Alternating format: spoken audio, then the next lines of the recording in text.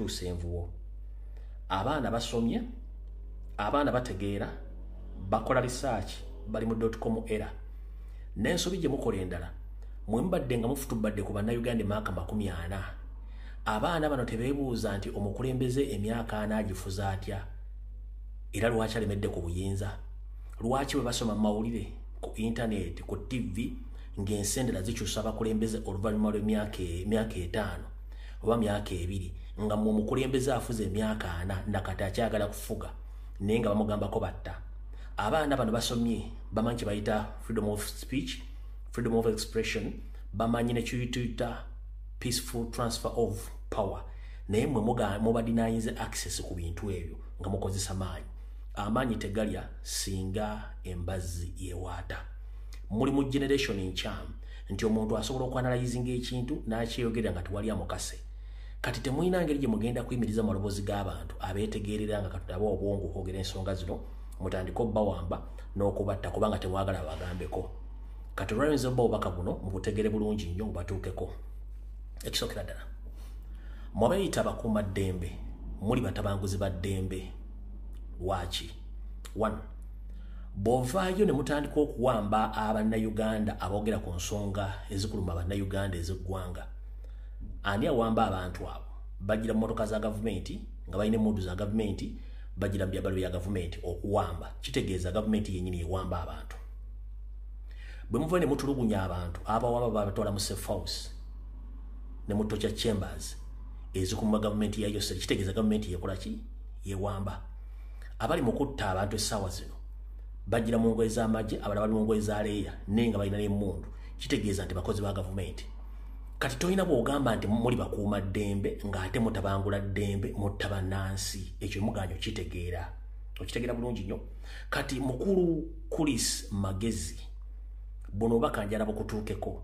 Njala mutegeere ekigambo kimu nti muli batabanguzi ba ddembe, temuli bakuuma ddembe. Lwaki muli batabanguzi ba ddembe?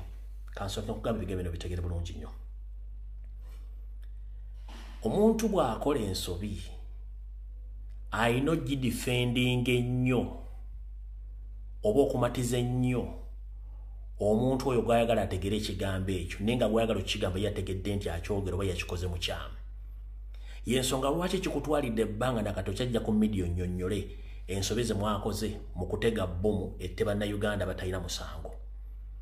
Mukyali mu nkola yammwe eya analogo eya flonasi ey'okutega bbomu ne mugisiba ku bantu abawakanya, era kye muliko. Ne bw'onoweeziribanga mu ttaka emirundi 705 n'ojja onnyonnyola bannayuganda ku nsonga z'obutujju nga tukimanyi nti flonasa ye NRM mwajja mu buyinza nga muli batujju. Kabugo kakadde tekaggwa mbuloolo still era mukyali batujju. Y'ensonga lwaki mukozesa obukodi bw'ekiyeekera okutulugunya bannayuganda mu kufuna kye mwagala. Kati kijja kuba kizibu nnyo okugamba generation eno eriwo nti simu muli mu kutega bbomu. Ojja ku TV n'oyogera bitakwatagana ng'empale za Mukama Museveni nga muwaayiriza abantu. Gw'ogamba nti abatujju mbadde mubafolowinga era n'omutujju yateze bbomu mubadde mumumanyi ng'era mwamusiba nako. Musiba bana national platform abatalina misango ne mbamba ne bbeiro.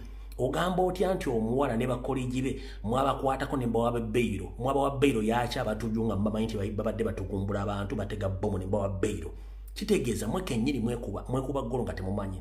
Kati mwaba abatawanya b'eddembe njagala bategeeza mulekerawo okubuzaabuza bannayuganda ene generation ndala nnyo we tugambira ne gw'ozadde akkubira engoma n'ozina. Uganda tetwetaaga bintu bingi nnyo, twetaaga emirembe, ensi ng'erimu okukyusa obuyinza mirembe.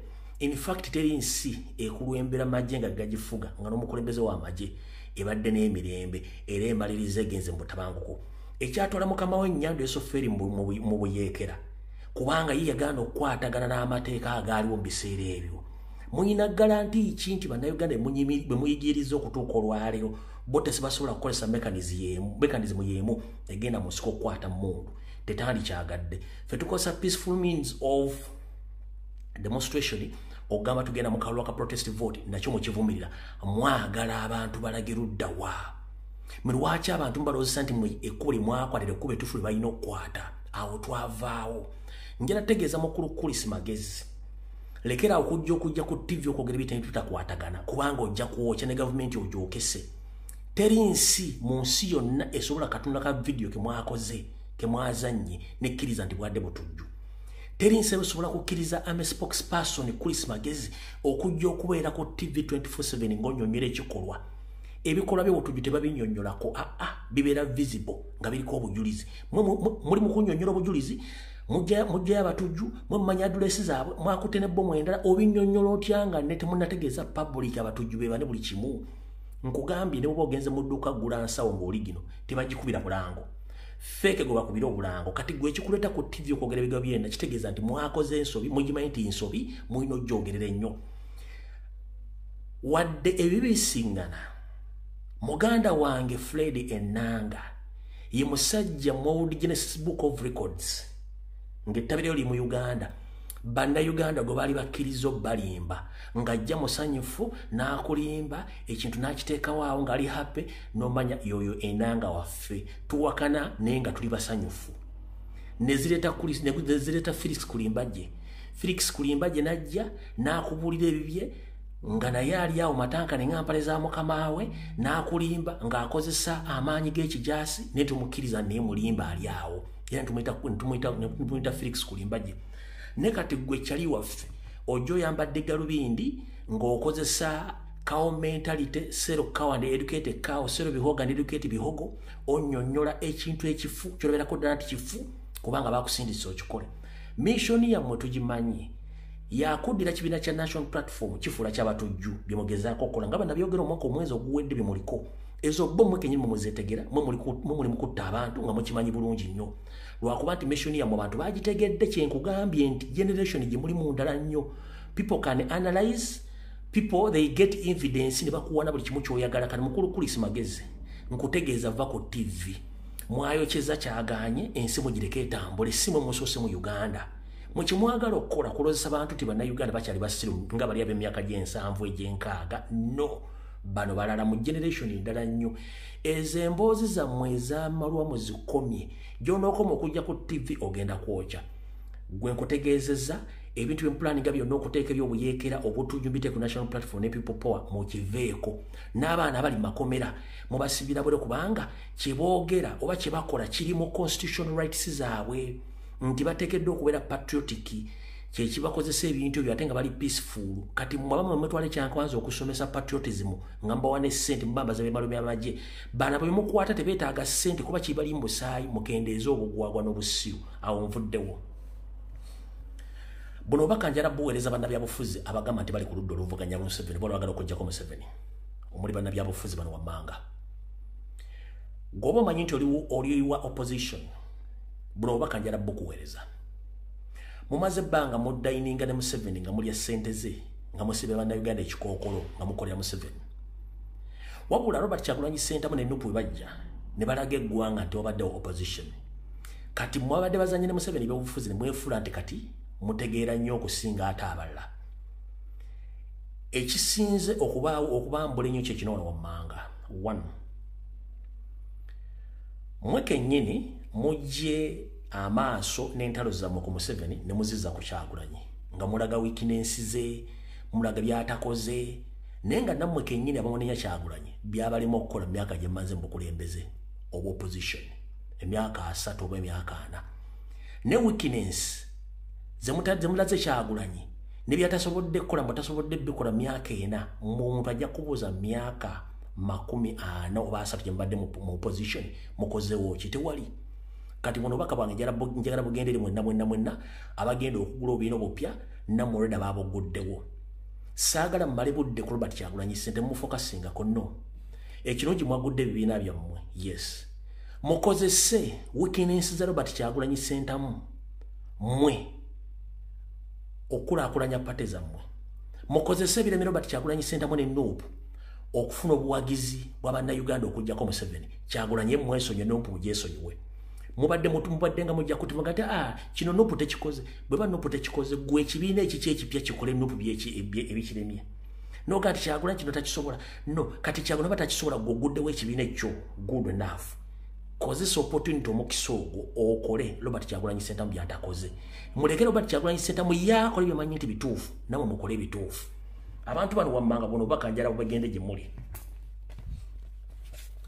abasajja ba FDC mumaze mukulembeze opposition emyaka 20 plus teri abadde abanyigako lwaki Kyagulanyi bwe yajja mufudde topic ku TV ne ku radio nga mwogera simanyi kintu tasobodde kikola simanyi kinali mwe byambalemu okukola myaka 20 yabikoledde emyaka 4 kati mumutandika omussaako olukongolo kitegeeza mwegasse ku lukala olukola ki olubadde lukola Museveni namwe mukole ebirime Kyagulanyi mukulaakulanye ekibiina kyammwe tugenze ku PPF please integezeddwako ne president agenda South Africa naye mukulu kwago n'ekibiina kyammwe kya PPF ne PLU ne bampuuga mwakulyetinze da WhatsApp groups ezagala okuleeta olutalo South Africa mu kyankalanye ontambula president sako n'omuntu sako obulabe ezo message nje zireta ncha kulokutana nabanze namwe mwewumuzeeko kubanga politics is all about ideology bato ina ideology kiba kikulemye kati njagala bategeeza ebintu byemukulyetinga ebyobutemu n'obufere mu bikendeeze ekibiina kyammwe kya PPF mukole ebirime Kyagulanyi abantu babawo bukulembeze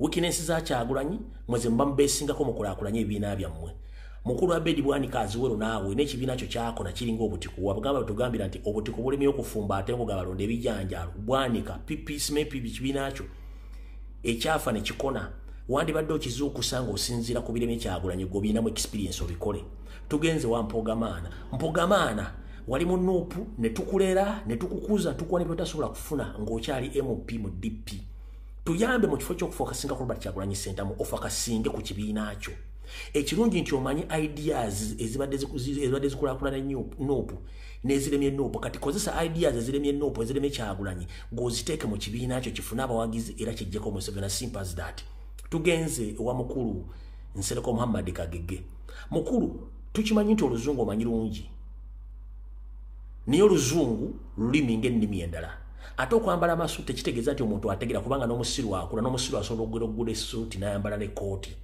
wabula omuntu ekikulu mukulu Nsereko muno bakanjala bukutuukeko omuntu yanditegedde nti omuntu asomyeko nga gwe wali mu Parliament ya 15 wandibadde ofokasinga nnyo okulaakulanya ekibiina kyo ng'olina ideology empya so si kubeesinga ku weakness z'abantu oba batasobodde kukola nawe njagala okwate weakness za Nuupu neza Robert Kyagulanyi Center mo oziteeke mu kibiina kyo osobole kikulaakulanya ofune support y'abantu tobeesinga ku muntu kye kyakola buli muntu oyina ebyoyagala okukolera bikolo biteeke mu nkola mufune abawagizi mulekeraawo okulima empindi Nuupu Robert Kyagulanyi Center mo ebimuleme mubikozese okulaakulana bwemba mulwanyisa Museveni tukimanyi nti mugenda kukolaga ne Museveni kubanga Museveni ayagala legalite era agenda kuleeta bakatumba oyi abasukka mu 20 either bayinza okuba 15 oba 20 abagenda omwesimbako abakozese bakole kye baagala kati tugenda basaba abantu batandise obategerera bamanyi nti mulwana Kyagulanyi ye mission yammwe naye nkugambye mukama gwe yawadde ne baba yasobodde ennume esobola okuzaala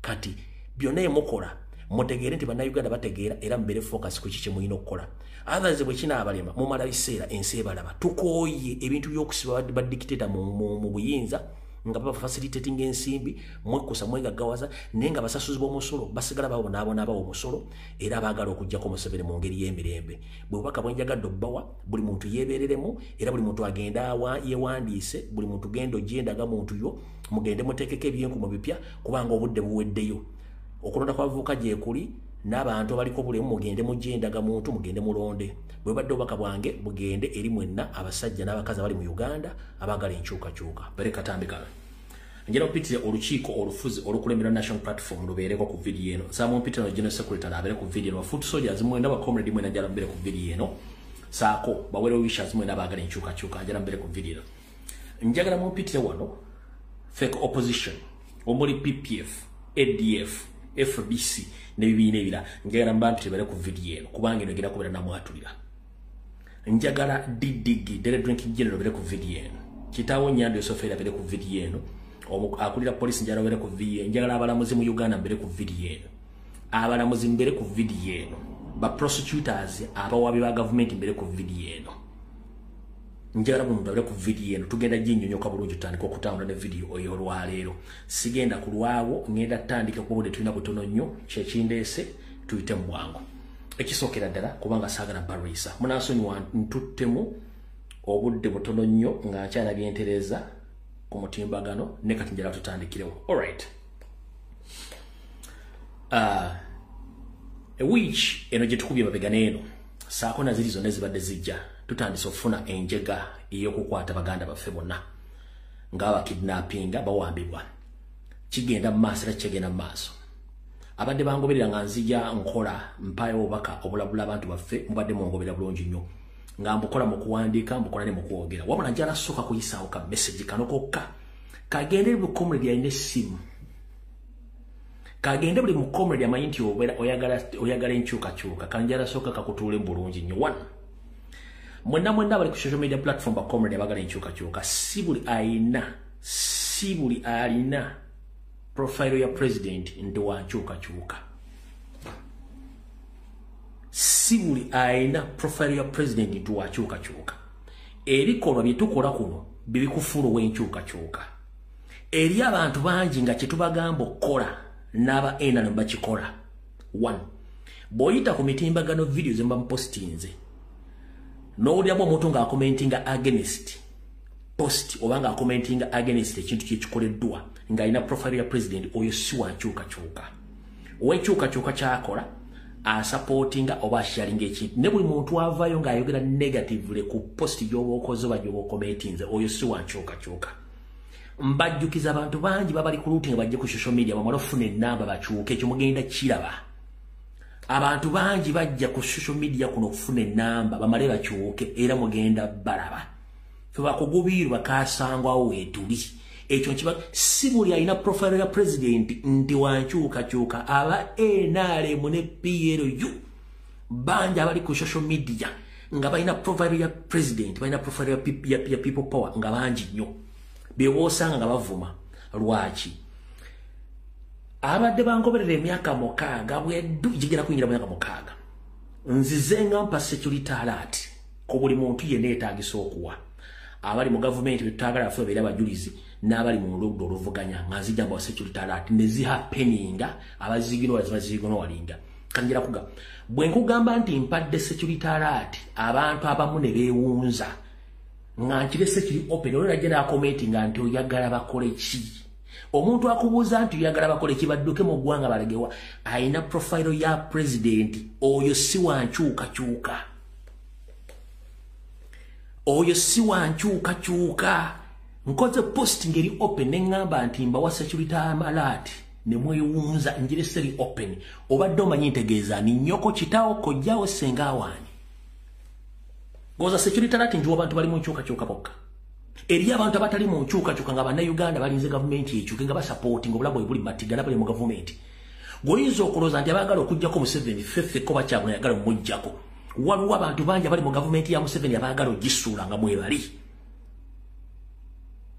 okitegeera ng'obulamu bwe buli matiga wannevaine mbagamba nti Museveni agenda kulya buli first born ba second born w'omuntu akoze mu gavumenti ye kubanga akimanya abantu abafunye ssente balikire basobola okubanga batekinga over eggwanga against his will or his family nembaga bagenda kulya buli mwana ow'omuntu yenna ali mu gavumenti wamaliya kiwanuka tasobodde kubeera bamutidde mu Amerika bamusanze afudde cardiac arrest afudde kubanga temusobola kutegeera kye tubagamba so tolowooza nti bwempa security mpadde security alert basigadde ne tolowooza nti ntegeera mbanga bali mu struggle no information nyiwa ngeri generally pointinga ku general population ya Uganda information ebera opening eri population ya Uganda si ku bantu gati gundi no ebera open so bona bembaata yaneti oba embuzi yonna eyabitanga ewandiise embuzi simanyi kati wadde security alert bakole ki oyo si wankyukakyuka newakubadde akola video nga zankyuka si wankyukakyuka one mu nsi yonna gavumenti eteekawo okulabula abantu ku disaster oba obulawo babujja bateekawo ebizindaalo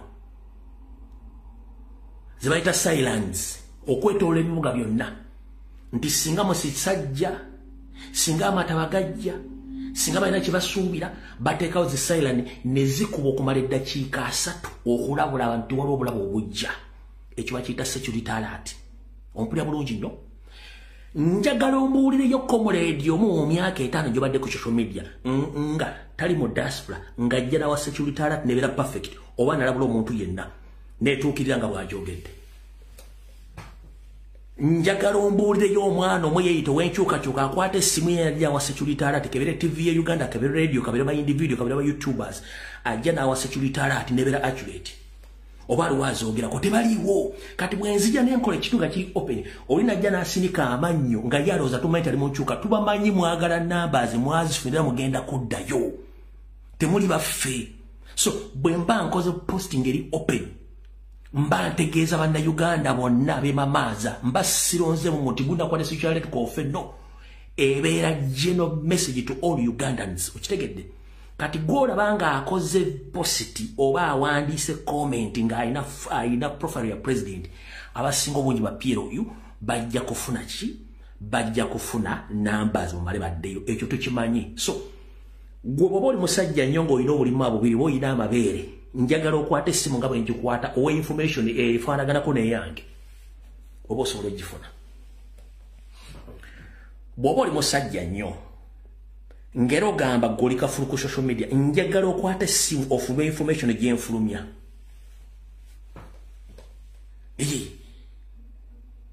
njagala okwata essimu ofube information gyenfulumya ng'ogamba nti kino kigenda kubeerawo kino kigenda kubeerawo kino kigenda kubeerawo ne bakiyimiriza oba ne bakikola oba ne kituukirira gikwata essimu yo oba oli musajja nnyo mu mayi bwafuna smartphone abantu babagobera oba mwogera message ne mulooza mugenda kutegeera buli muntu nze mpa message ng'erijja no sina gwe pinpointing ati gundi no kati ngenda bagamba muleke tukole ffe kye tusobola okukola one bafuma president on daily basis temuvaayo kwogera musirika you don't counter attack bawamba abantu abamu temukola nti firi gundi oba gundi bamuwambye no musirika ffe bwe tujja okukola bye tukola ne mutandika okuyomba muba muyomba ki wannatandika okulabula ensi ku butwa ng'omutwa bufuusa omutwa cardiac arrest some blood clot biki era abantu be bamu ne balwanyisa information kati where are they are nowhere to be seen kati bw'olaba omuntu ng'akoze post oli n'ava n'agamba nti kati oba security alert badde ludda omukulu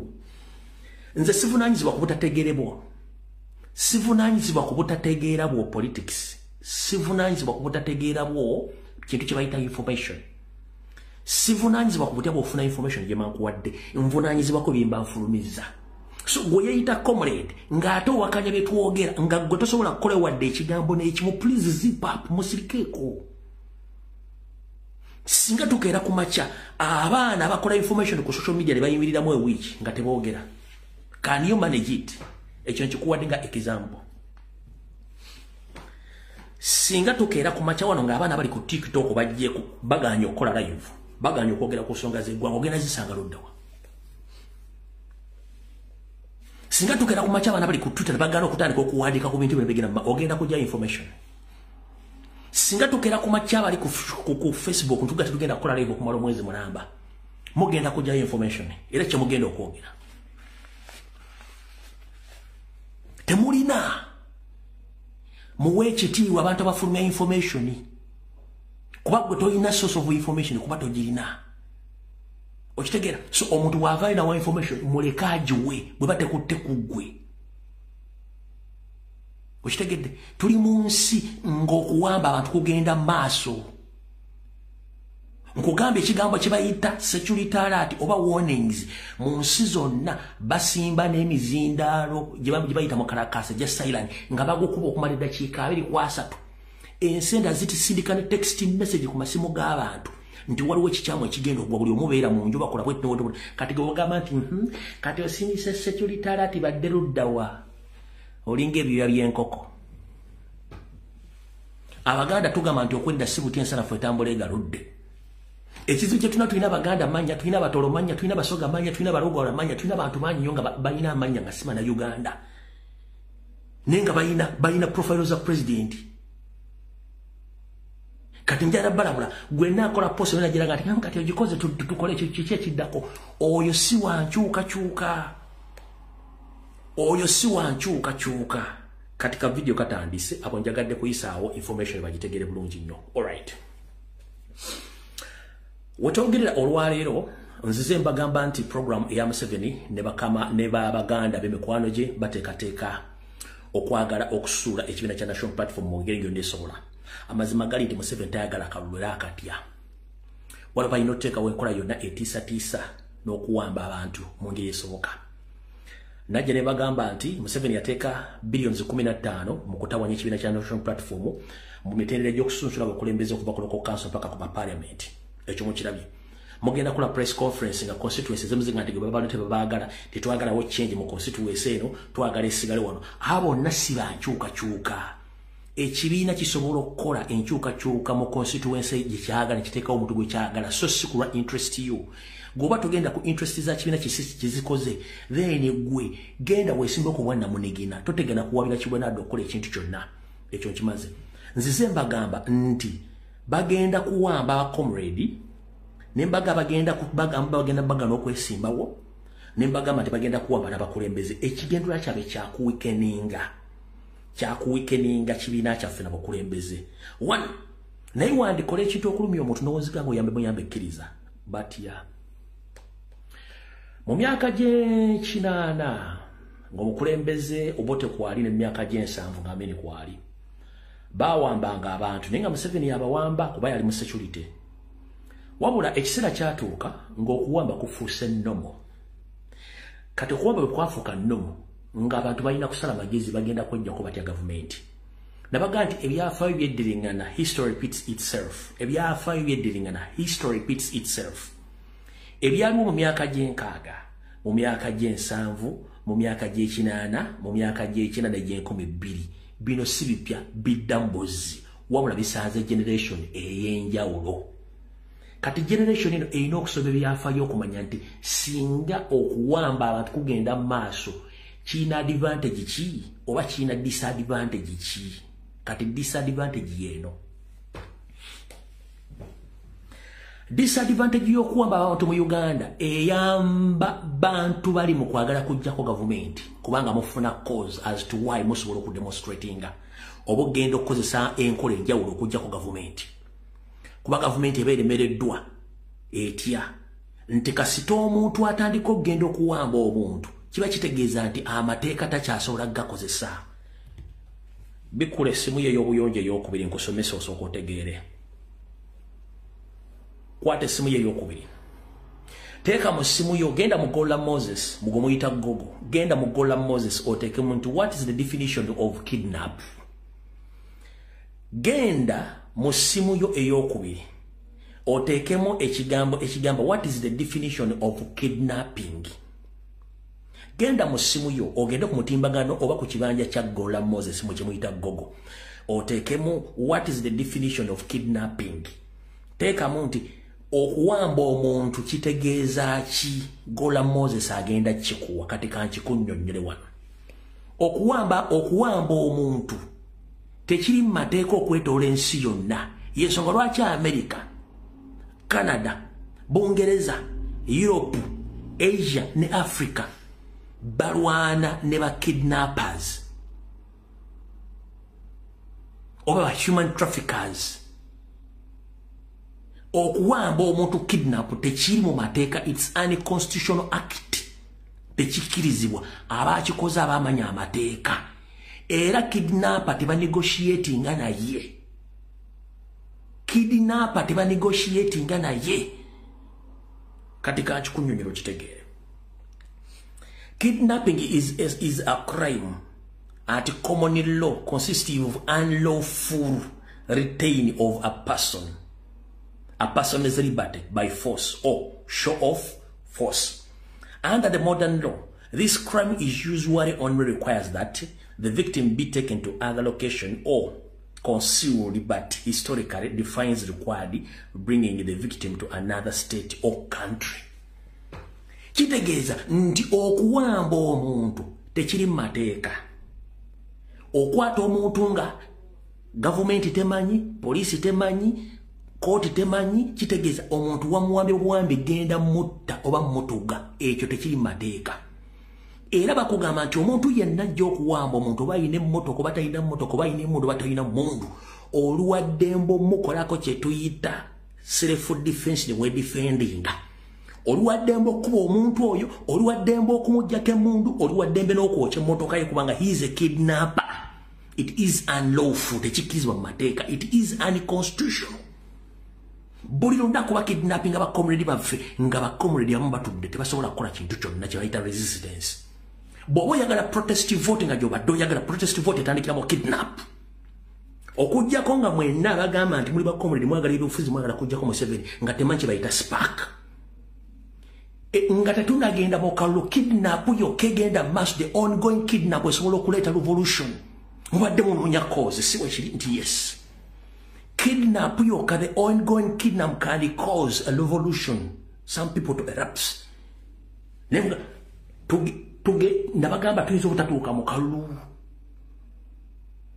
Tuyinza obutatuuka mu kalulu. Kidnap yokka esobola okuleeta unrest mu ggwanga. Kubanga it's unconstitutional. Tekiri mateeka. Tekiri mateeka. Bwemba temwagala genda mu kalulu twagala genda mu kalulu kidnapping mu Uganda. It's unconstitutional. Tekiri mateeka. Kisobola okutandikisawo protest vote gye twagala government neyiika within immediate effect. Kati gwa preaching protest vote preaching simanzo ndi timu gundi no sense. It's high time okutulagako nti kati protest vote egenda kutandika inatandikira mbire ya kidnap. It's a cause kubanga tekiri mateeka nkikuddiremu. Genda mu ssimu yo oteekemu ekigambo the definition of kidnap. Kidnapping is crime. Okuwamba omuntu musango. Kidnapping is a crime at common law consisting of unlawful restraining of person's liberty by force.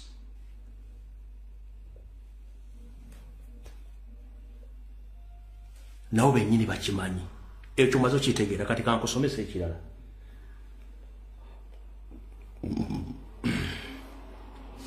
Kwata essimu yo oteekemu ekigambo what's the definition of an arrest. Kwata essimu yo oteekemu ekigambo kyo what is the definition of an arrest. Mu ssimu yo mugola Moses egenda kuwa ekugamba an arrest is an act of apprehending and taking a person into a custody, legal protection or control, usually because of the person has been suspected or observed committing a crime. After being taken into custody, the person can be questioned for further charges. So, there is a difference between a kidnap and the arrest. Museveni's government is doing unconstitutional acts of kidnapping. Ekyo kivaako protest n'okujjako government. Munoonya cause. Arrest ye muntu okujja nga bakuguddeko omusango ne bakusavinga ne weetwala oba bakunonye bakwata nga balina omusango bagenda okuvunaana. Bano bakola kidnapping mu mateeka tekikkirizibwa. N'oyo omuntu azza okuwamba osobola omutta emmotoka osobola ogikumako omuliro olutalo osobola okutandikiraawo. Ensonga lwaki Museveni yagenda mu nsiko ne banne, ensonga lwaki Amini yajjako Obote kubanga waaliwo too much torture and kidnapping muli mu kalulu amaaso. Mboba wa security alert bazzeeko kinnyoko goba bazzaako period. Okwata essimu muliko mule tomanyi kigambo kye bayita security alert. Tomanyi kiki bazzaako. In case bawambye comrade mukume bannammwe bonna bali mutandike. Ajja kugata yalumbu yabyogera ali mu diaspora. Goloza nze njagala okubeera mu diaspora. Omanyi lwaki banyima passport? Omanyi lwaki bambulookinga mu UN yonna sobola kufuna travel document? Gwompita wa luzannyo luwombwa, gwompita wa luzannya luwo. Gwondabedde ku social media kuno. Fetulwanye entalo kuva mu DP. Nga tulwanyisa Museveni ne ligimu ye. Nze sisobola kutambula wendi nkugamba. Kubanga byenjogera mbiteeka mu nkola. Nze kukyete kusobola kubeera mu Munyarwanda ngassa omuntu nga nkimanyi nti yamusse ne tutamwebakirira kumala wiiki namba tutamulyawo over. Ekyo tekisoboka. Gwe nnoonyerezaako abamanyi kintu kisoboka. Ne tumanya nti yetabye mu kutta kyali waffe. Nga tumanyi waalya waasula ne tewala wiiki nga tetunamulyawo over. naye buli omu ali awo atudde kati comrade waiso bamututte. It is normal kati kankwe kigenda okukonyiza. Olwaleero president yagenze Bungereza kukola nchida president yagenze Bungereza kukola saako n'okukola emirimu gye egy'obukulembeze egy'ekyama. Do you copy that? President yagenze Bungereza kukola saako okukola emirimu gye egy'ebyobufuzi egy'ekyama. Ompulira bulungi nnyo? Yes.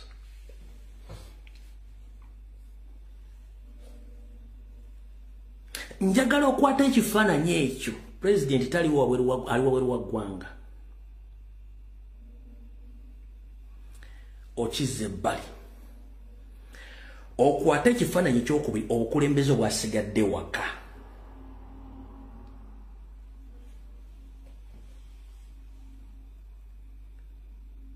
Obuuze ebibuuzo bino wammanga. Njala kubeera loud and clear. Yes. Kidnapping is it facing a national platform? Nti yes. Njagala ogenda oyite ku buli kibanja kyonna ekyeyita owa opposition nga bawandiiseko firimu Fumbira. Njagala wano mumpandikire comment waliwo amugambe tefiri.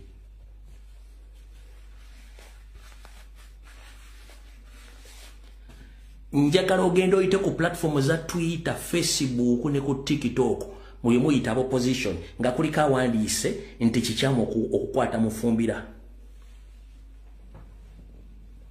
Ne wano president akola buli posti y'omuntu yenna abawambiddwa unlawful mu Uganda. Njagala ompitireko ku bitimbagano gyabwe essaawa zino ondabireko omuntu yenna awandiiseko nti firimu Fumbira. Why Mufumbira is kidnapped? Oba Bobby Giant oba Bobby Yanga. Njagala ompite ku mitimbagano gyabwe essaawa zino.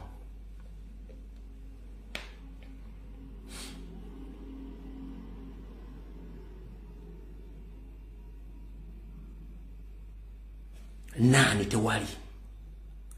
tewali siwe kiri. Ne bwe malo byo bagenda ku postinga ekyo kyonjagala mu kijjukire bagenda ku postinga lwaki.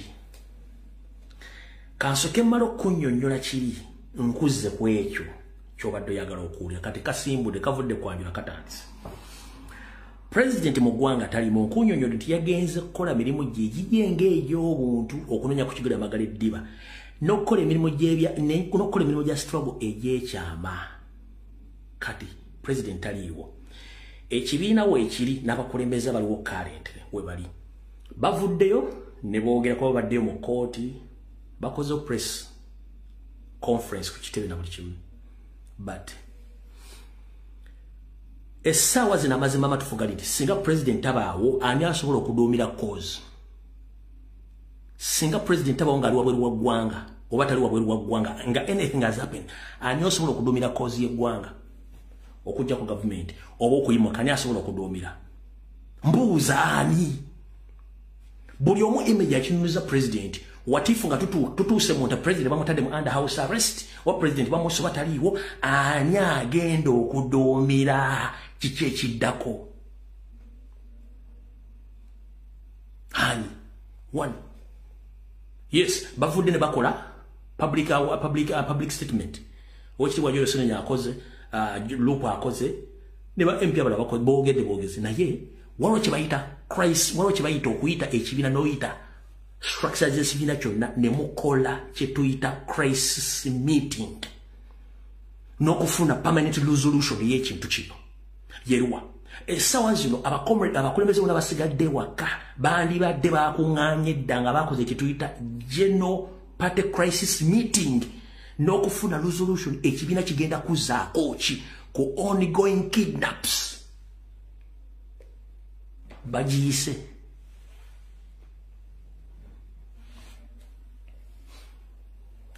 ekibiina kyandibadde kyayise dda seeke neeke bonna abantu bonna bavunaanyizibwa mu kibiina bonna nga baatudde dda era nga bakoze press conference ennene eraga ba top guns mu kibiina bonna nga batudde nga bagenda kukola resolution nga president ayiwe the absence of the president bagiyise wabula buli mwaka otta essimu ye ne babateekamu kamera ne boogera which is okay. Naye ekibiina kyandibadde kyatudde dda nga kyakoze dda kye tuyita but general information about the ongoing kidnaps mu ggwanga. One, muno mulimu okuinvitinga international media companies omuli CNN, BBC, Al Jazeera ni zonna ne muziyita mu conference eyo. Nothing have been done. Essawa zino bandibadde basavinze dda embassy zonna eziri mu ggwanga. Zonna nga bazisavinze dda ku resolution gye bakoze ku kiki kye bagenda okuzzaako. Bandibadde bazisavinze dda embassy zonna ba consulate ba ambassador baali ba diplomat bonna bandibadde babasavinze dda. Tugenda kuzzaako kino singa okukwata abantu tekukendera mu Uganda. Era singa bawandikidde Uganda Electoral Commission bagitegeeza tetugenda ku participating mu kaluka ja singa bakandidate baffe abakulembeze bagenda maaso kwatibwa.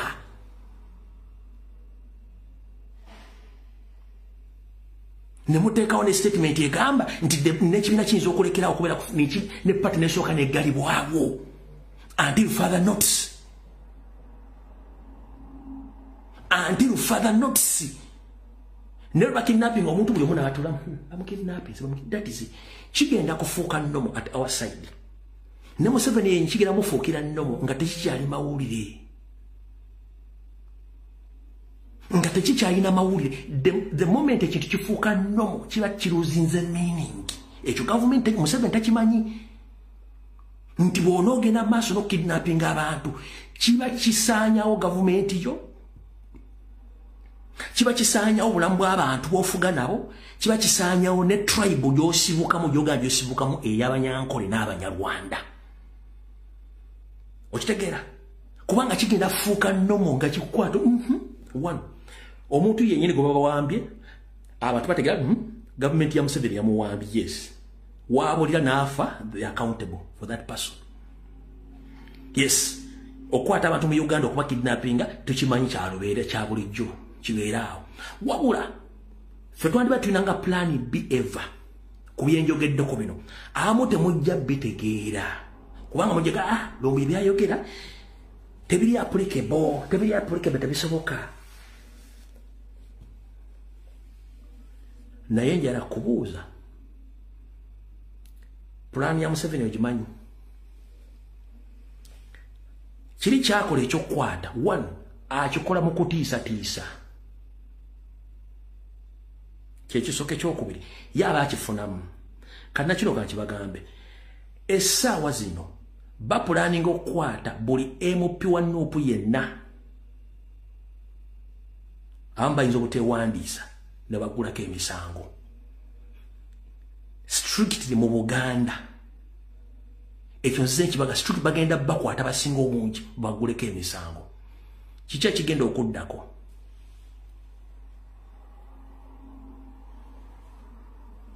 Kiki ekigenda okuddako? Kati wuliriza.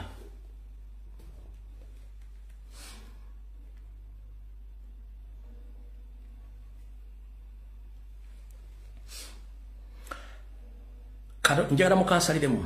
Honorable Lutamaguzi Ssemakula wonna wooli owe Nakaseke. Honorable Lutamaguzi Ssemakula owakiikirira Nakaseke. Wonna wooli muganda wange Museveni yasayininze dda bakulyewo over at any cost. Lutamaguzi Ssemakula. Museveni yasayininze dda tiimu ye ekulyewo over. Wonna woolya wootambulira woosula byawea. Museveni yasayininze dda bakulyewo over byawea Lutamaguzi Ssemakula. Engeri ya Ronald bali mwezo agenda okukiikirira National Platform ku kadi yayo ku bwammeeya bwa Kampala. Gy'oliira gy'otambulira boodiringa nabo weegendereze. Lwaki? Meeting zaatudde dda nga baagala kukolako ebintu biri bisatu. One, bagenda kukolako blackmail propaganda oliva omwange. Bayinza okugulako emisango bagenze mu ofiisi yo ewa parliament bajja bakolako ekintu kyonna. Ekigenda okusembayo kigenda kubeera assassination. Bali mwezo. Kankusomere message eno owulire bulungi nnyo. Kankusomere information eno oli bulungi nnyo. Engineer Ronald bali mwezo uliriza bulungi nnyo. Ye Rutamaguzi semakula message kasubira nti ojofunye nje kugambya. Good evening, brother. I got your number from a trusted friend. Nti oli otya akawungeza akalungi muganda wange. Enamba ongifunye mu mikwano gyange yesibika. And hope you are the right person to hear this concerned. The abduction of Alex Waisomo Fumbira. You need to know information. You need to inform you Ugandans about this. Angambi akaongeza akalungi muganda wange. Namba ogifunye muntu gwe nesiga. Era nga mmanyi gwe muntu omutuufu. Njagala otegeeze banna Uganda kubigenda maaso mu kuwamba. Era ekividdeko n'okuwamba Waiswa Mufumbira. Era njagala otegeeza abantu ku kye kigenda maaso ku nsonga zino wammanga. Wulira bulungi nnyo. Inform Ugandans that Elias Lukwago, in conjunction with serving lawyer MP of Nup, whom I won't mention, due to ongoing nominations, but the meeting was attended by 6 current MPs from Buganda region. Ausimba wakati. Njagala otegeeze banna Uganda nti eyeyita omulodi wa Kampala Elias Lukwago saako n'omu ku lawyer ng'ate MP nga wa National Platform gwe sigenda kwogera manyo essaawa zino. Olw'ensonga tebakyagenda mu maaso okugaba kaadi saako n'okuba bye banoonyereza. Babadde ne meeting endala era yabaddemu bambi ba parliament abalamukanga bakyali bambi ba parliament nga bali mu Buganda region. Muwulidde bulungi nnyo. Through the heads were Elias Lukwago. Ku mitwe emikulu egyabadde myadde Elias Lukwago ne Nup lawyer MP who was the chairperson of the meeting. Nti ku bantu abo mukaaga emitwe eminene egyabadde mu Buganda region. Naye ng'eyabadde omutwe omukulu yabadde Elias Lukwago saako ne lawyer MP eyabadde akulidde meeting eno. The meeting issue is to stop the ongoing duo of Engineer Ronald Balimwezo and Alex Waiswa Mufumbira, which has overtaken Lukwago in the race for the Kampala mayorship position. Even before the campaigns, they launched a weekend neutralize Engineer Balimwezo towards the 2006 coming elections. Kati owulidde bwe njogera bino security azuwa kati bazeeko ki gendo zeeko nnyoko ne kitaawo nze sinze nagamba butaba na magezi na butasoma bino byenkola tosobola bikola byesonyiwe kubanga ne information musobola gifulumya ompulidde bulungi no abantu benjogera komba manyi batemu kati ladies and gentlemen information mujiwulire njogedde mu luzungu.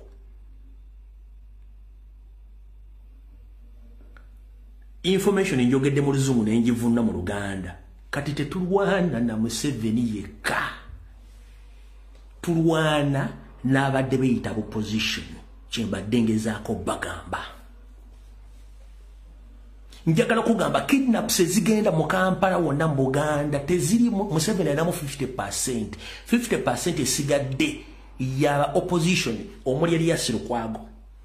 Omuli Sedduga Empuuga Abedi Bwanika Mbwateka Mwakakembo Charles Peter Mayiga mwali Anita Amongi mwali n'abalala bonna aba PPF aba ADF bonna bafuna meeting ne batuula butye bagenda okusaanyawo Nup ogw'omulimu tetulwana na Museveni yekka ekyo nkibaga bimo kitegedde. Era mugenda kulaba abagenda okuteeka petitions mu court nga bawabira Nup nga baga nti ba Nup amu ne faces abo temuzirabangako bagenda kikola kankudire mu information eno ngisome mujja gitegeera katika akasoma mu luzungu mukategere bulungi nnyo. Good evening, brother. I got your number from the trusted friend and I hope you are the right person to hear this concert. The abduction of Waiswa Mufumbira. You need to know and inform Ugandans that Elias Lukwago, in conjunction with the serving lawyer MP of National Platform, who I won't mention, but unfortunately, according to my available sources, ono akali amagwa Segona Lubega.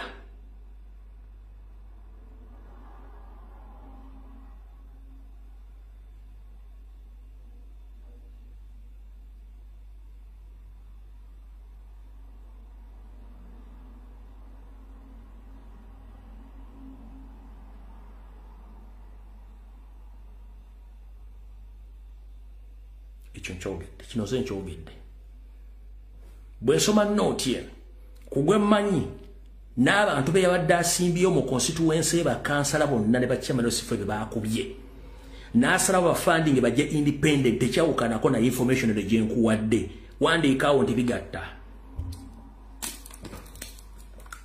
wandiikaawo nti okusinziira ku information gye mwafunye nga baakubye ba coordinator bonna mu constituency ye ne bakansala abe n'abachairman babakubye bonna n'agamba nti agenda basponsoringa bajje independent kuba naye yasobozesa otamuwa kaadi kyawukana kitene mu information eno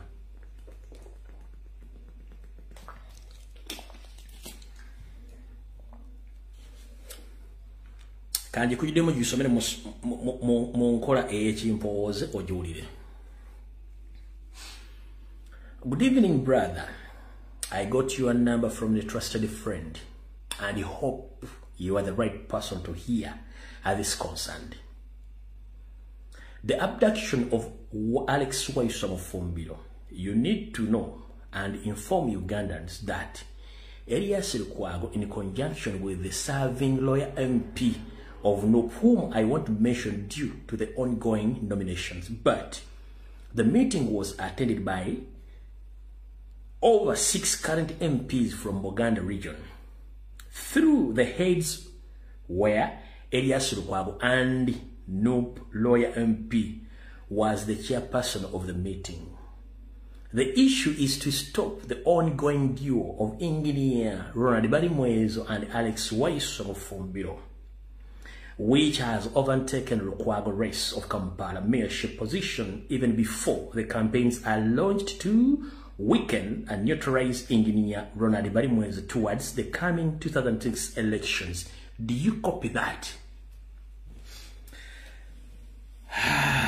Kati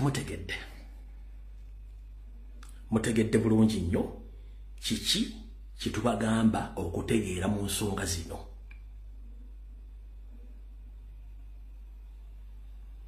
Nza mutegedde mubadde mulya voice note ebadde etambula mbadde mulya nti omusajja bonna abantu baba bakuba naye yabasiza obaleta independent era naye bwe kigambo ajja independent. Remember bajja bango na bagamba nze nali Sekama oba MC ku lunaku Lukwago ne Segona lwe bayingirira obufuzi ngali Haji Nasa Ntege Sebagala omugenzi bija balonkinga twali Mengo Parish ku kyalo bakiyita Budoniani LC1 bala abantu manyi ne kibasobola okukola balya omuntu yennanga wa DP emizaje batambula najo bufere butemo nkwe butayagaliza n'omukono gamu batambula nabo katimba manyi buli kimu. Message mazo gibasomera mujiwulide sijiddamu kuba ngisomye ku speed nenjivuna mu Luganda nenziramu nenjibasomera mu mbeera y'ekimpooze eyakawoowo. Oza mukitegedde bulungi nnyo ekintu ekyo malo kitegeera kati gatugende ku information endala.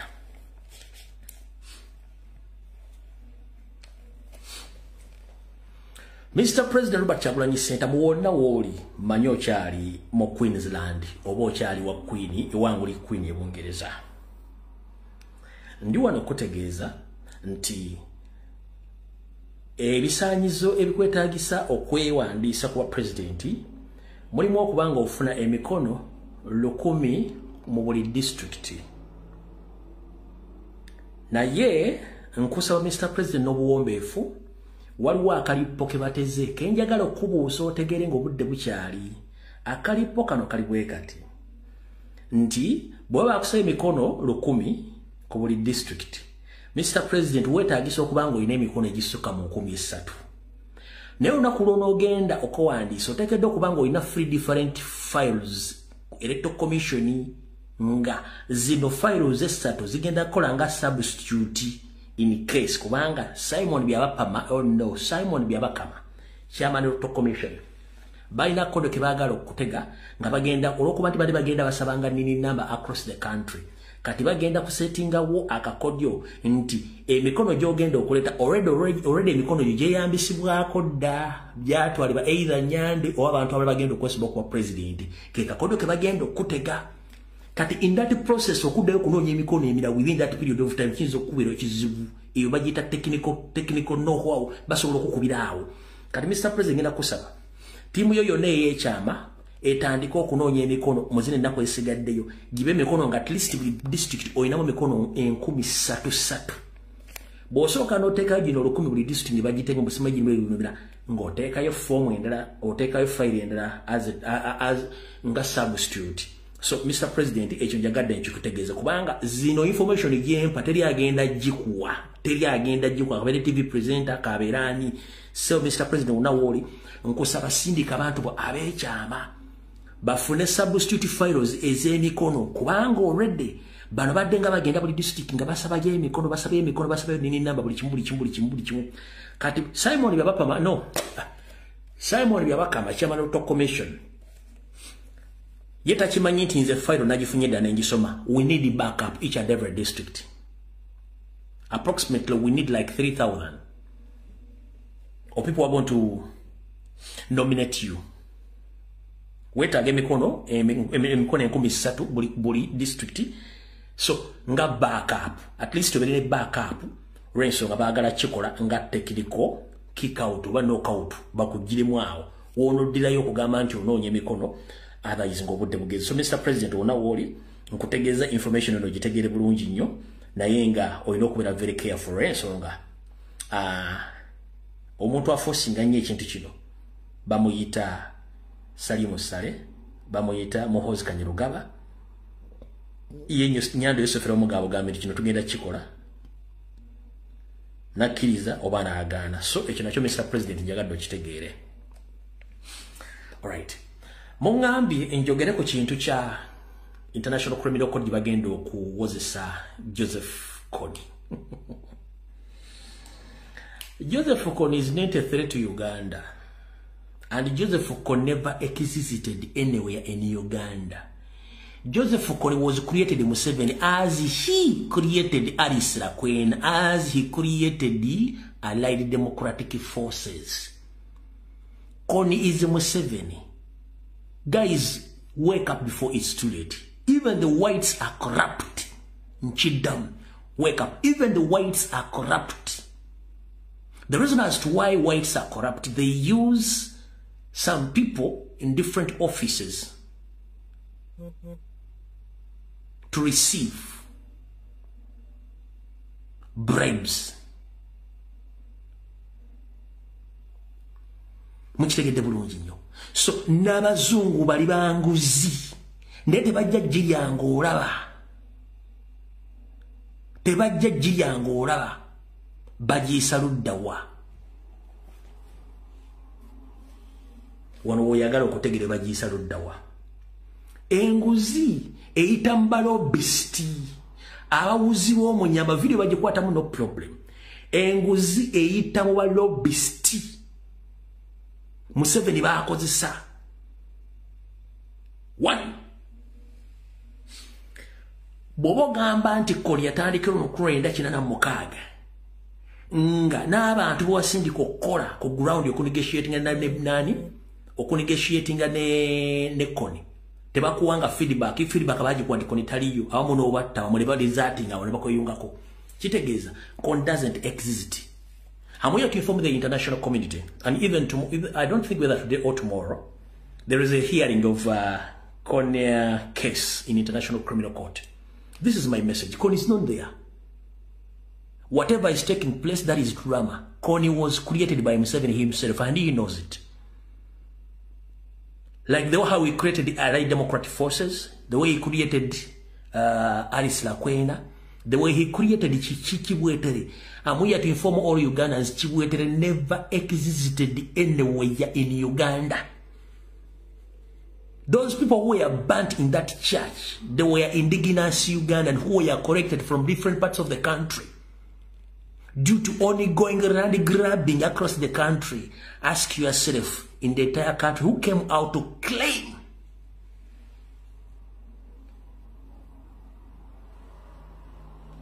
for the death of their family members during the Chibwetere time. Who came out to claim? Chibwetere tabangayo. Chibwetereyo chachi. Chibwetere tabangayo. Bakunganya banda Uganda bakunganya kuva bitundu byanjawulo ne babateeko mu mazo batta ne babakumako omuliro.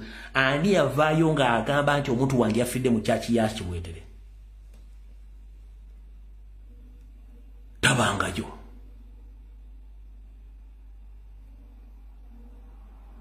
Kati wulire embaga. Gobadde okimanyi nti mwanyina wa Kony wali yonka erimu gobayita Judith Obina Okumu akola mu State House.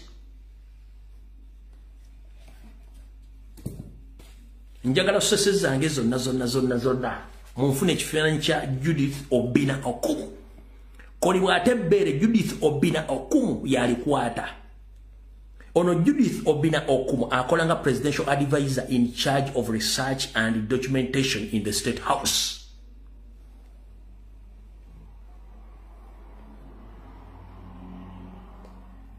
Kati mbencha waliyo okuliza kwa Kony doesn't exist anywhere.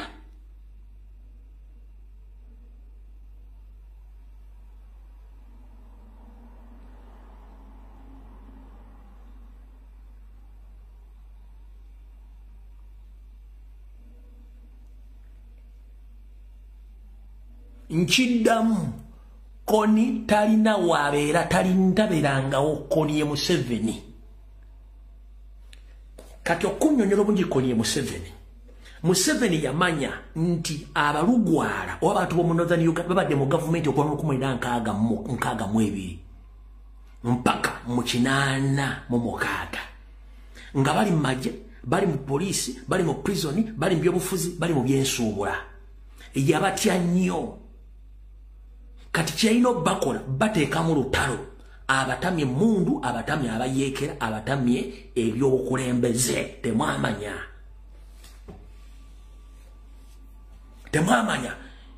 Ekyakulyetingisa Kony Museveni yakimanya from 1962 abalugwala n'abasajja bonna bava mu Northern Uganda babadde mu magye, babadde mu poliisi, babadde mu prison, babadde byabufuzi. So tebaali bangu nnyo bakontrolinga. So yalina okulyetinga Kony abasale abatte abanye ebyobufuzi abanye n'entalo. Yensonga lwaki yateekawo concentration camps nazo ne babaluma ne babokiramu ng'eno wali abagazeti ng'ettaka. Wabalo gazeti ng'ettaka lwaki Kony abula agenda mu Central African Republic. Uje Kony agenda mu Central African Republic. Central African Republic Museveni amagye gegakuuma eggwanga eyo gegakuuma amasiga Museveni gegakuuma Central African Republic.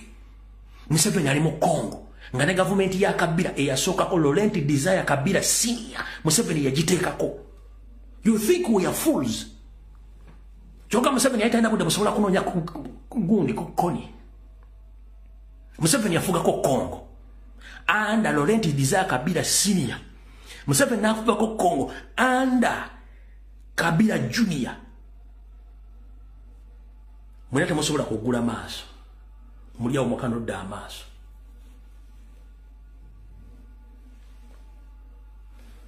Bwamala batematema n'abannye lutono n'abafumba n'obafumba babateeka mu concentration camps era ne yabatirayo. Kati mu concentration camps bwamala batta ng'olwo batandise okudimaketinga ettaka ly'abalugwala lyonna.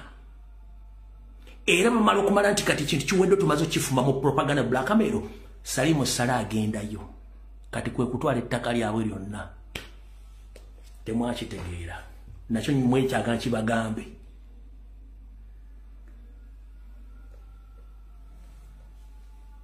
Nakyo mwetaaga kibagambe. Gozaki batakazini. Batakazini kubanga zini yali amaze already okwatagana ne government ye Sudan eriko.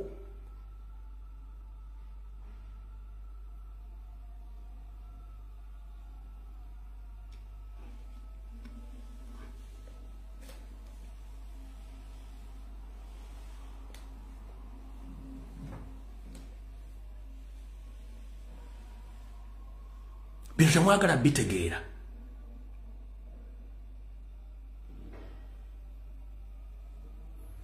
Kati nkugambye mwana muwala Kony bw'atebbeere sister wa Koni amuddako bamuyita Judith Obina Okumu.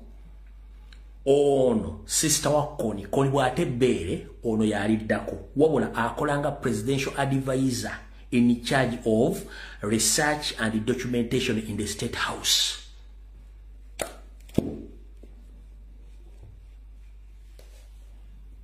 Bwe bali bakola file ya International Criminal Court wawuliramu relative wa Koni yenna agenda okuwa obujulizi ku Koni.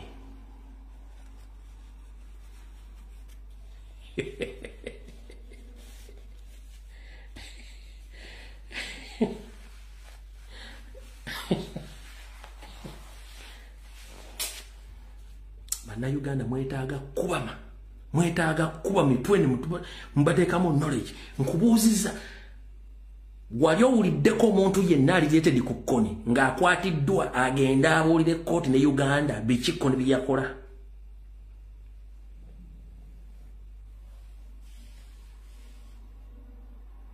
So don't waste your time ku International Criminal Court. Yes, mugende ku Twitter, mugende mu tweeting mbagambe ti Koni doesn't exist anywhere in Uganda. Museveni is Koni. Ekyo kyabagenda kutula ba comrade mbagala nnyo mu kikole. Zino zonna diversion simwe bocheze ejindi, simwe bakoze embaga ya bombi, simanyo ono musirusi wazakoze ekibyo nabyo bakulietinga diversion kubajja ku kintu kimu.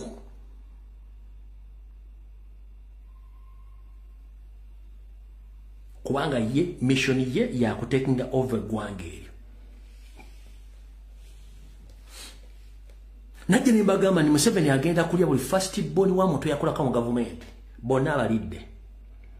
Olwale Maria Chiwanuka yaliko Minister of Finance nanyine akabozi kubiri Oscar Industries nebitongole birala mutabani wa bamusanze mu America nga afudde mu kazigo cardiac arrest. First born way mission completed by ESO External Security Organization. Mission completed by ESO External Security Organization bamulidde mu America bamusanze afudde cardiac arrest. First born tebasobola kutegeera.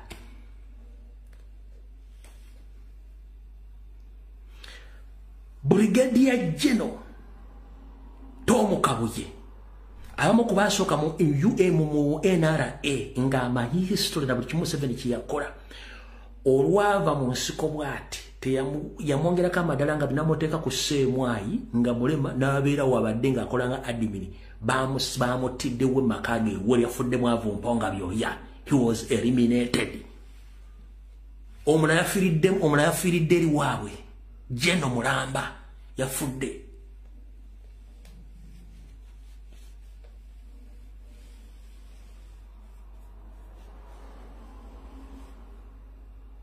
Brigadier General Tom Kabuye musajja muganda afudde mwavu bamuteeka ku Ssemwayi ng'ekifaananyi. Final okuba nti abadde amanyi history w'olutalo biki ebyaliwo bamutidde mu makage e Luweero. Baganyo mubika mpaka le navudde ne mwogerako ne mu posting ababise saameka abadde ku social media njagala wandiko wano saazi babikiddemu Tom Kabuye nange ze namubikiddemu oli ko otegere nti bana abasajja batemu.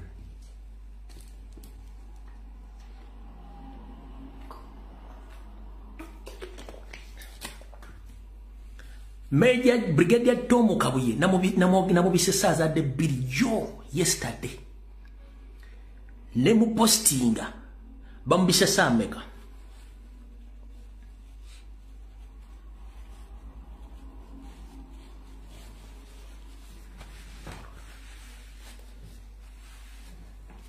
teyabadde mulwadde teyabadde kintu kyonna kimuluma teyabadde kintu kyonna kizibu yavudde ku Ssemwayi n'agende we baamunyigidde makage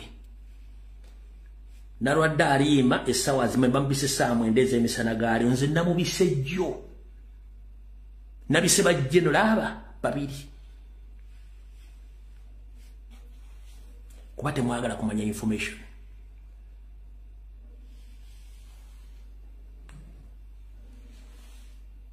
Please mutegere ojja kuyita omuntu omuyite bugundi musajja mukubo musajja Munyarwanda bagenda bajjawo mukomu erwero mumuleke sagala mwongereko General muleke nze namusonyi namulese sina buzibu naye yamanyi amanyi nenze nabalanze sawa za debiri ezajjo olw'Essande babisisa mwenda era ne batagenda kubika nga bagenda banyiga ekyo mujja kitegeera kati gwe bayita Nyanda Esofeeri bwe mba mmaze okutegeera ebintu ebyo kati katudde wano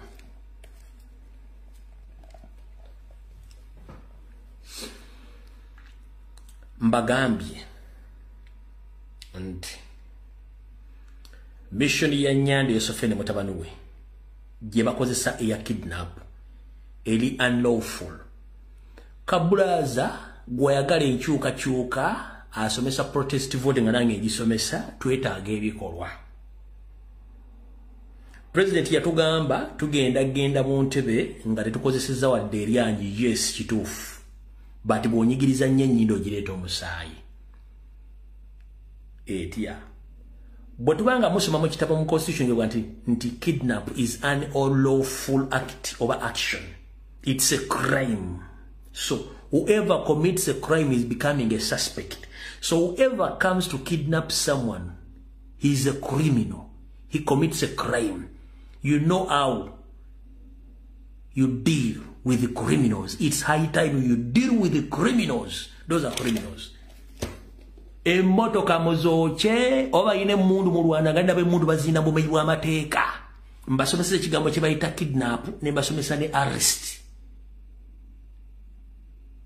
bwe munaayo kye emotoka emu ne muttaka abasajja babiri ne mujocha tebagenda kuddamu kidnapping muntu yenna mbabuulira kino mukijja kunze bwe muttayo omuntu omu ne mundu ye ne mwocha ne emotoka eyo ku kyalo ko mulinga bazze kuwamba muntu teri muntu agenda kuddamu kuwamba mu Uganda.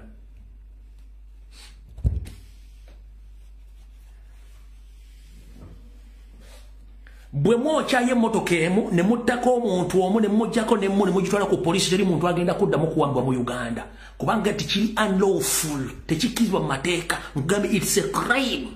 So tosobola kuwa chance criminal kujja kuwamba comrade na agenda ne muoza firi.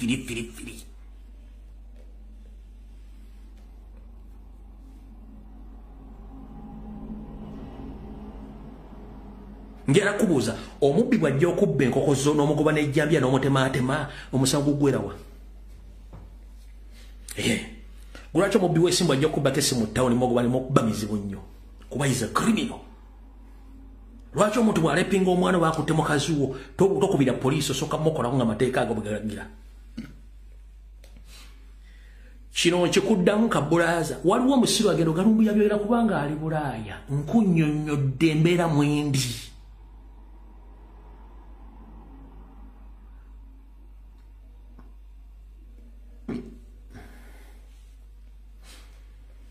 Nebukera ku machanga bayokyezze motoka nnya n'abazibadde mbunanga babasse bajjeke mundu teri muntu gobaddamu kidnapping mu Uganda taliyo. Tonanti mu Mexico bawamba abantu, Venezuela, Ecuador bawamba abantu, naye waliwo ebyaje batawamba abantu nga bayokyanga abawambi ne baboocha ne muno bazibajjako. Waliwo areas in Mexico nga tebawambayo bantu. Gendo kinonye ku Google. Wonna genda mu nsi wabadde kidnaps nga bannansi basituso tandika okumanyisa kidnaps ezo kubanga it's a crime, it's a ababikola ba criminals. Mukwatayo omuntu omu ng'awamba omuntu tagenda kuba masasi kubanga akimanyi yazza akimali bannayuganda muli basiru mulina akatengo oli mumenyi w'amateeka bakikola out of law. Mumukwate mwoche motoka eyo teri agenda kuvuna nti wayokyezze motoka kubanga akugambye genda muggoloteekemu. The definition of kidnapping, it's unlawful crime over action. Ekitakizwa mateeka.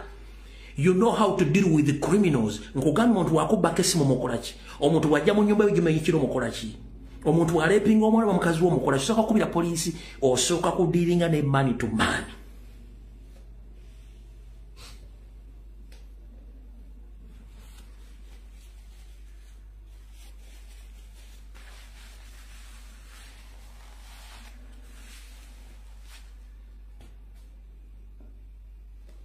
Waliwo bagambye tusomesa protest vote from Monday up to Friday. Ne mugamba twetaaga cause. Ongoing kidnap, it's enough cause. to unseat Museveni.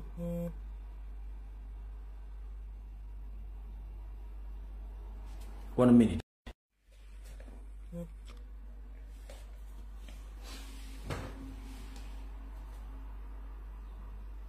Nze nja ko bazanya abana bakola profiling. Ne ya profiling biweddewo. Ira profiling biweddewo kati. Kwato omuntu omuli abantu basatu wabaze bana mbavumbagatire. Mutambula ne chupa za amazi. Mutambula ne chupa za beer za soda. Mutandika okutambula nazo. Tuli mu lutalo tetuli mu normal situation.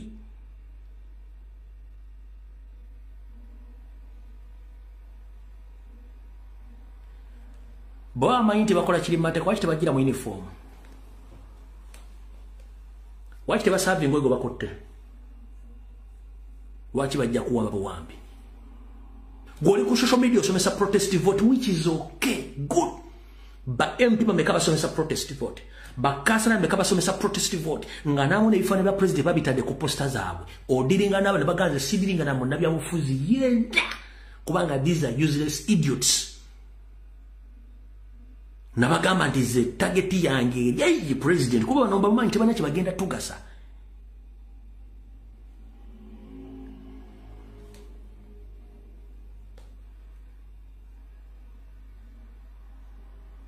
Temana kibagenda tugasa bagenda kuwamba buli kubanga yose na butuna wamba bano bali mu comfortable bagenda choka banange gundi bamutute oh awambye mumanyi n'omwana we jasula mumanyi mukazi wo wasula business ze muzimanyi awambe mumuleke kala agenzi yes munonyereze business muzikumeko omuliro goza business Museveni za kumako omuliro za kitawe za jajjawe okola diversion zize oba za jajjawe goyagala kungamba bawamba batabayina family tebayina business wadde ka border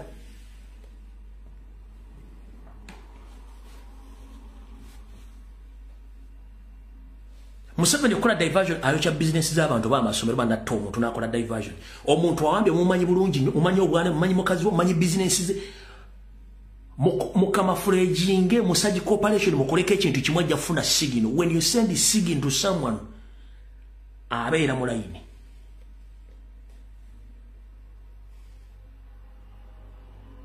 nemo chako motoka emu kanko ekyokulabirako balandi grabbers ababba amataka kasita batandika okwocha motoka za mu Buganda ochawulira nti gundi yabbye ettaka mbuli yazire motoka na mintizi mbaza kubata ocha the moment batandika okwocha motoka za nababba amataka babakuba kyagwawo kyekugamba mutandike action the moment omuntu ajja okuwamba omuntu mwegugunge motoka mugisa tebasobola bakuba masene bakakuba mu bbanga tebasobola bamalawo. It's enough action to raise to unseat Museveni with immediate effect tugenze mu kalulu. Ni abasinga obungi mulinda president akole statement ajja gikola kubanga ali abroad. Bubana bamuwambye anagenda okukola statement. Bamutadde mu house arrest anagenda okukola statement nkuwadde ekifaananyi nkyolwaleero ekitebe kyonna kyandibadde kyatusiza dda batopogani ne bakola final joint resolution. Nga baservice da embassy zonna baservice ba consular bonna bayise da international media nga bazitegeezezza biki bigenda maaso mu Uganda njaga mbuli waliwo bolo media gye bayise yes bakozeeko kye bakoze ne bagera mu kamera ne boogera yes but it's not enough. Action is needed mu serving a parliament mu serving a commission tugenda continue na bintu byakuwamba bantu we are in modern society. Go comedy agenda okuda mu video eno gikwata mujira kubuza ekigambo kimu singa ekigambo kita singa what if president aliwo ani asobola commanding and tugenda twekalakasi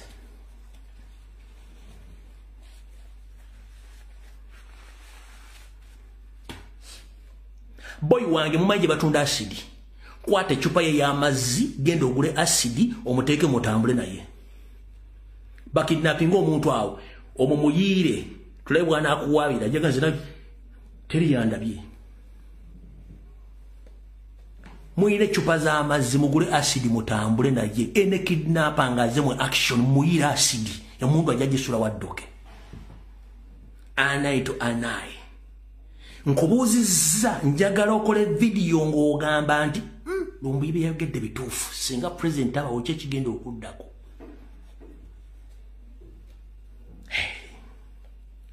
Maye mwefuula nnyo abagezi nga mukwata mu videos zaffe nkubuuza singa president abeerawo kye kigenda okuddako. Nkugambye singa olwaleero ekibiina kyatuuziza dda joint press conference ennene seeke neeke nga bayisedde ebitongole by'amawulire by'ensi yonna nga basaavizidde electoral commission basaavize badda parliament embassy esinga obungi bazisaavinze buli kimu nga bafunye ne common resolution gye bagenda okukozesa. But nobody kati singa taliwo kye kigenda okukolebwa. Njagala otwala ekifaananyi singa president taliwo kye kiddako ani agenda okukomandinga. Nkubuuzizza who is going to command? No one. Kati abadde ayogera avuddewo. Wasigaddewo ani? Wasigaddewo? Abadde ayogera avudde abadde wayise omufumbira. Wasigaddewo? Wasigaddewo ani? Wasigaddewo group yatera okwongera ayogerako. Nono mukyala ani? Yani? Ono mukyala abeera ennyo ku TV. Ono mukyala omumpi. Ani, tibamanya gagenzi. Bibantu babi kati abasigaddewo. So nyi bani agenda okwogera.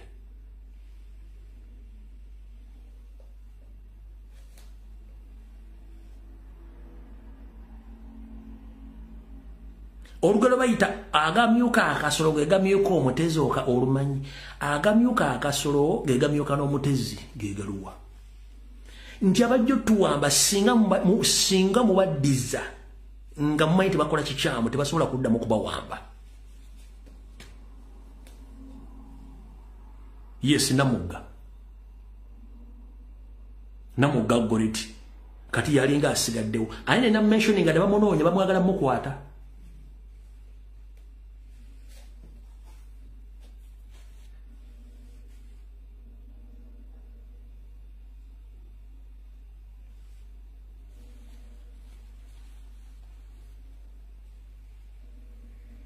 Netuganya okutegeera ensonga eno. Njagala nkusiigire ekifaananyi olwaleero. Buli comrade yali akola video. Tusomesa protest vote ekintu ekirungi nnyo. I salute you. Tunoonya cause before elections. Are we together? Yes. Mbagambye ekigambo kye bayita kidnapping kimenya mateeka mu nsi yonna. Kimenya mateeka.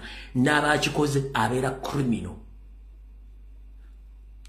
Mumanyi badiringa ne ba criminals omubbi w'essimu ababba amayumba ekyo abatemu abakola ki ng'omuntu azetali mateeka oyo abeera criminal.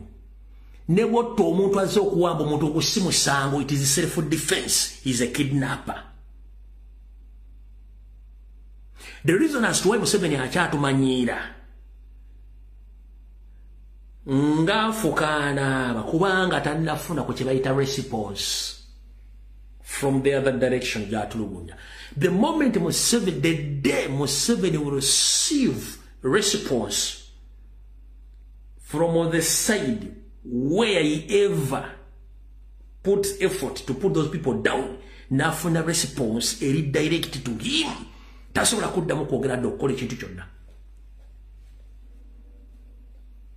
Museveni gwe mmanyi ataafulumya ssasi tafirwangako wadde embuzi, tafirwangako wadde enkoko, tafirwangako wadde omuntu n'omu. Abaana be bonna bakyali intact, tekuli naafa, tewali atalina gwaziika, mwe muziika abamu nga mukanula amaaso. Bajje nabo bamalawo nga tewali muntu yenna yeenyenyeza, mwenna bagenda batta nga temwe, kubanga Museveni tannafunayo response. Mumuttireyo omwana omu nga mumanyi. Museveni kanaafuna response nti nasindisa okukwata gundi emmotoka baagyokeza battiddewo omuntu omu. Fane naffe bagenda kugamba wabaddewo ababbi abagenza okuwamba omuntu battiddwa naye tokyanoonyereza kubanga ne gwe basse tetumutegeera.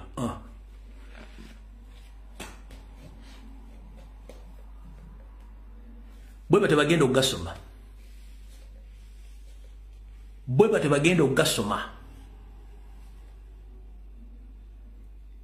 Bwaba ina right eyambala mask, you have a right to put on mask. Bwaba ina right eyambala obukokolo, you have a right to put on obukokolo. Now kwate chupa acid yimuyire. Eye to an eye. It's time for action. Bwango wa police no amaje yambala akakokolo gwe kakuzira.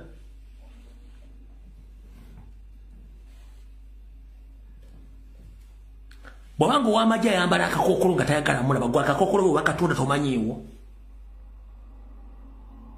Time for action jangu akakwese bwajjo kuwamba kambale ula. Mukwata abasajja mbatu mubayiweko asiri wa mukume motoka zo tebagenda kudda mukulumba muntu. Ekyo nkibabuulidde. Mamuliga nti abantu balina monopoly mukole fujjo. Nga ndabona omuli w'omuddo gwe kasenga ajja akole fujjo nga mmanyi wali wabeera. Mumanyi nnyina wali, mumanyi abaana be bali.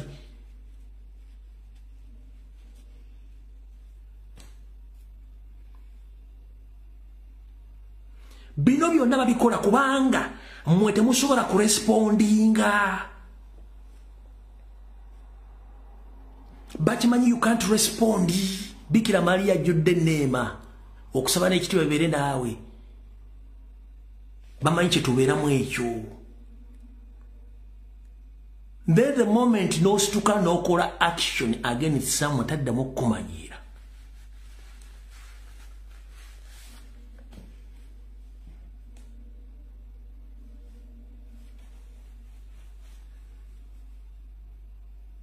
Nkugambi mwetaga cause before elections. Kidnap is enough cause to unseat Museveni.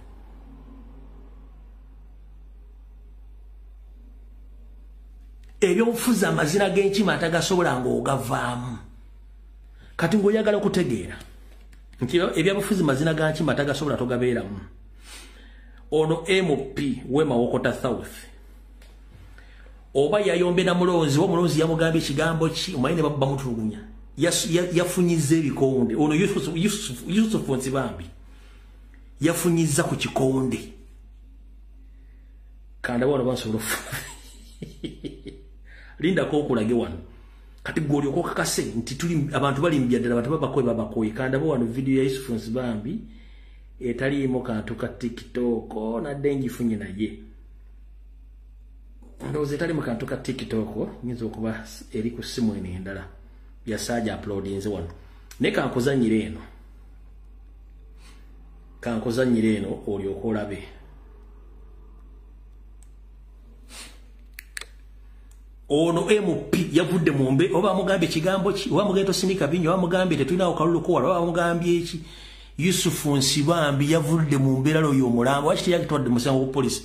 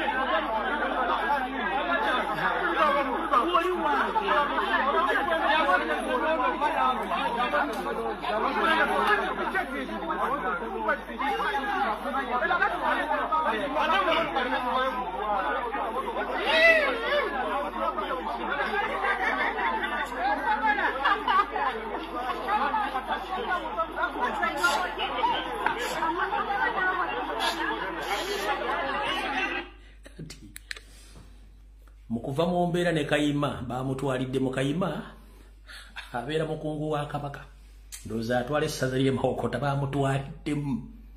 Kyenkugambye nti nyanjule bevudde ku nnyooge. Kayima bamutwaliddemu eyo sikafu kati bwe mutaatandika kunyiiga mujja tegeera. Kati ebigambo byogedde mubitegedde bulungi nnyo. Mubitegedde bulungi nnyo. Kati saagala balo bisobola okuba obudde tulina butono. Wabula njagala bagamba ekigambo kiri kimu. Gavumenti ya Museveni yagwadda erinza agiyoola. Agiyoola bamulwana mpaka kuwulira bubi. Njagala soko mbuuze oba mbuulire. Basasanyiza milioni ziwera 50 ku social media. Nga buli TikTok bamuwadde wakati w'emitwalo 5 kakadokero okuvuma Kyagulanyi. naye bw'obuuza omwana oyo nsonga ki gy'ayinza okuvuma Kyagulanyi tagirinda naye ng'omanyi waasula nennyina omumanyi waasula ne kitaawe genda akayumba kakitaawo kakumeko omuliro olekerayo ebbala omulaga nti tegeeza mutabani otwagala nkyukakyuka ayeesonyiwa ebintu by'okuvuma abantu period eyo sigino ejja tali buddamu okukola vidiyo na ku social media ng'avuma Kyagulanyi nkiddamu buli TikTok yafunye sente ng'avuma Kyagulanyi ku makyano olw'eggulu mubumanyi bali mu makampala balina obuduuka obutunda simanyi kondo bula butunda mirondo genda omunoonya akaduuka kakumeko omuliro oba akanyino oba akakitaawo kitajjamuga nti owaayo ensi ekyuseemu abasajja bakambwe tadda kuddamu okukola vidiyo evuma Kyagulanyi musange mukoido mukuba omuyiwa ebinnyo nga talina resonance tuwa yavuma Kyagulanyi fe tulina ensonga lwaki twogera ku Museveni atta awamba ensi yaffe agiriddemu olukwe atuze bannayuganda bamazeewo ebyenfuna we have a reason as to why we talk ne waliwo avuma nga talina nsonga from nowhere kati njera kubuuza ono ali ebikoola byekasenge bw'omubuuza avudde ku kyokulumba president talina nsonga yes tukimanyi nti musiru in fact kabanyumiramu akantu kabe gobadde okimanyi nti omusiru tamanyi nti musiru omusiru tamanya nti musiru yamanyi mugezi yalowooza mu kukyusa mu mbeera ze abantu mutegeera nti mugezi akyusa ngoye ne takyusa bikolwa ebikolwa bisigala bye bimu ffe tumuyitira omusiru kati ye ng'omusiru ebikolwa byakola alowooza bya bugezi kati gwe okumulaga nti musiru ebiseera bisinga omusiru watakyusa mbeera ze omulekerayo mu busiru bwe kubanga bwe musigala nga muwanyisiganya ebigambo n'omusiru tebagenda kwawula awaani musiru ani mugezi yensonga lwaki waliwo enjogera egamba nti ng'oyagala okufuna emirembe leka omusiru muwe ekitiibwa asigale mu busiru bwe mwesonyiwe era bakomedi njala bebaza mwenna abaalese abasiru abo okwegazaanya bo bolese obusiru bwabwe ye bw'akyusa engoye alowooza nti aba akyuse no ebikolwa bisigaddewo nga musiru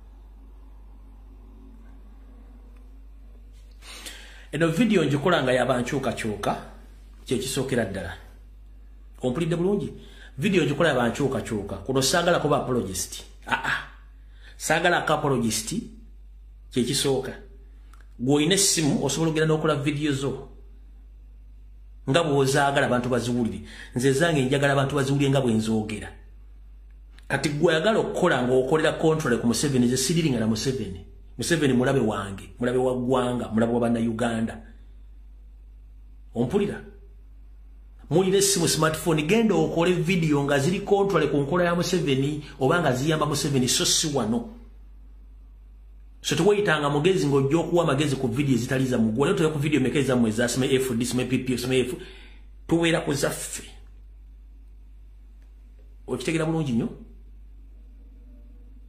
gwe nja kubuuza bwe bakutte Bobby Jane bamutwala bakutte Wayusa Mufumbira bamukola ky'essaawa zino so oyagala nzi njogere bulungi kubanga bakutte comedy bamutulugunya oyagala njogere bulungi nga Eddie Mutwe mu family ze mu court ne bamugano okubera n'omwana wa ddakiika essatu gweoyagalera nze nsindika ebinyonjogere bulungi video tewali kintu kinkwasizza busungu mu basajjamu ba prison mulinganga ebyoya by'enkoko omwana zaafunye chance alabe ku kitaawe lwaki temulese nabera n'omwana ne kitaawe ddakiika ezebbiri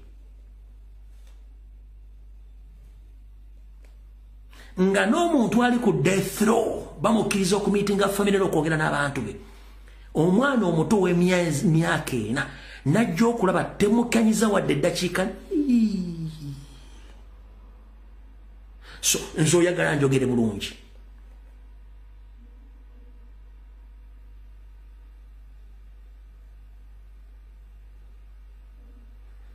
barepinza abaana basize siriimu njogere bulungi bagoba abantu ku mataka oyagala njogere bulungi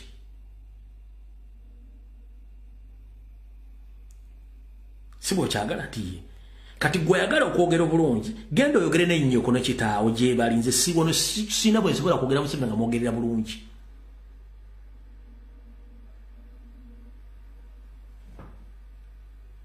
wa prison omwana wa Eddie Muto najja omulaba kamugwe kafuba just wano ne mukwata omwana ne mujjabo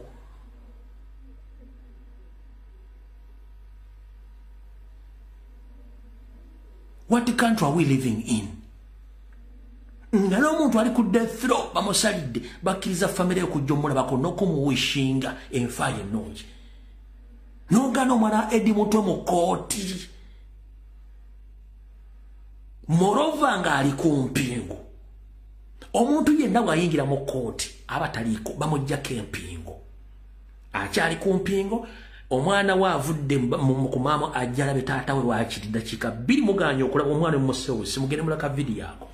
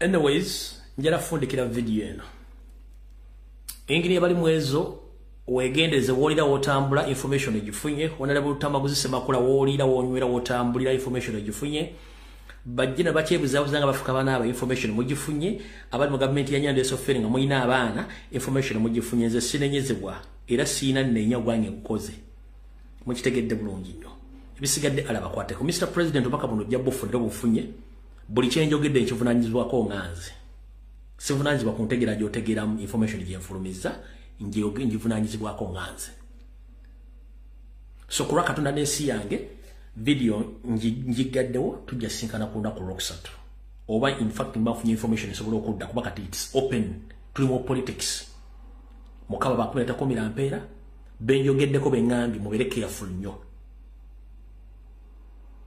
mwe temumanyi genesis ya Munyarwanda bwe munaategera genesis y'Omunyarwanda mujja tegera Munyarwanda yaani they don't negotiate, they don't discuss peace.